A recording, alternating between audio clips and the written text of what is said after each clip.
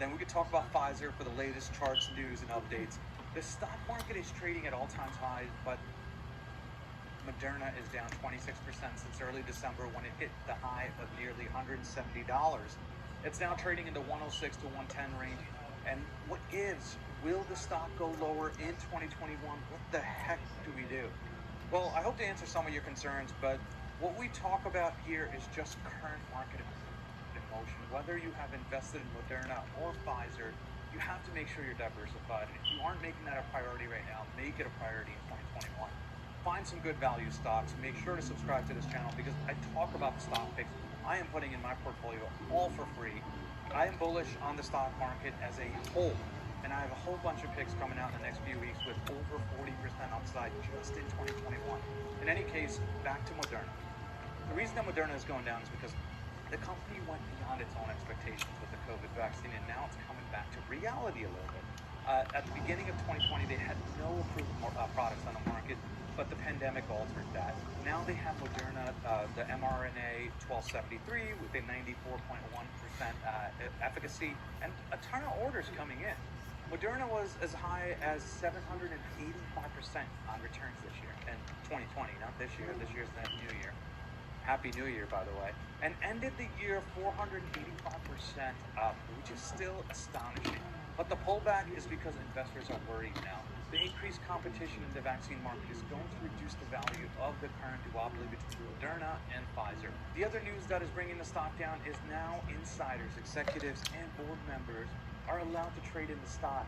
The sales restriction that was put in place in August is now lifted. 26% drop in less than a month is not a joke, but does that create a buying opportunity? Let's discuss both the short-term 1 to 6 months and also the long-term 6 or more months.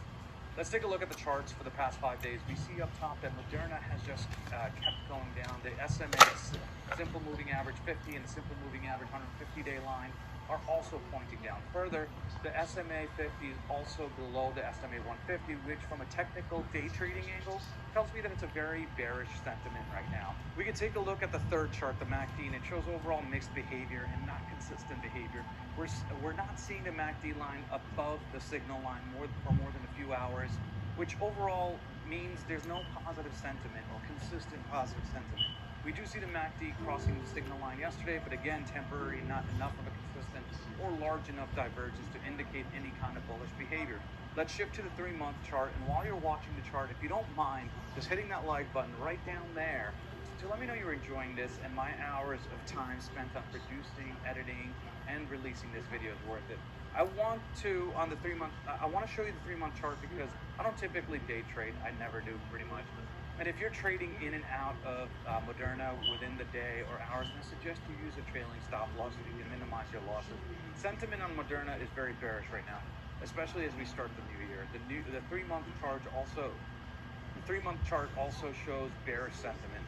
We could see how in September to November the stock was relatively flat and then went up over 200% in a matter of a month.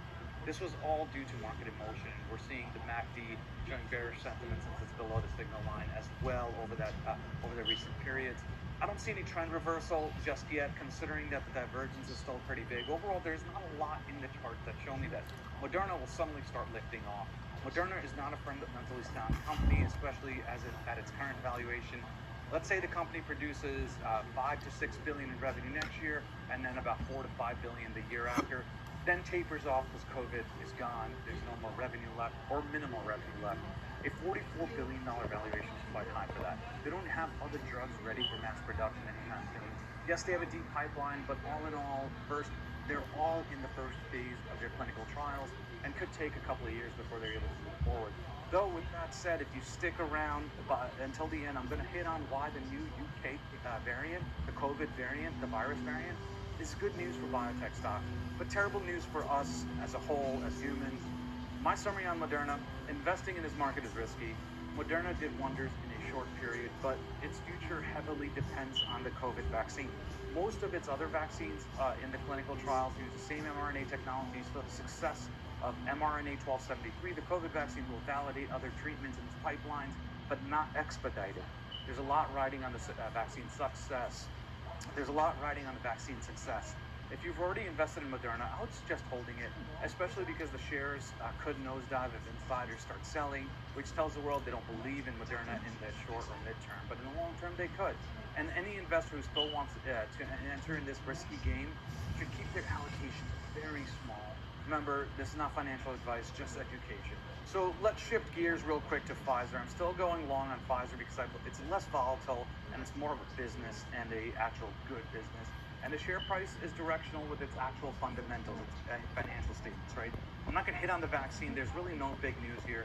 They keep getting sales from other countries. Nothing since the last video I provided on Pfizer. Even before its vaccine, though, the company's roster of crucial medicines made it a powerhouse. They had $48.7 billion in revenue over the last 12 months. The need for its products like analgesics, Lyrica for pain, or Lipitor for heart disease aren't going away anytime soon. And it's always working hard to develop the next blockbuster drug. In its late-stage clinical pipeline alone, Pfizer has 21 different projects, plus 6 others that are on the verge of hitting the market if they get the final go-ahead from regulators. Potential investors should also be pleased to know that it's recently spun off Upjohn's. So it was an underperforming generic drug division. Now with that transaction almost being done, its management anticipates revenue growth of 6% a year through 2025. That hasn't been seen in the past few years.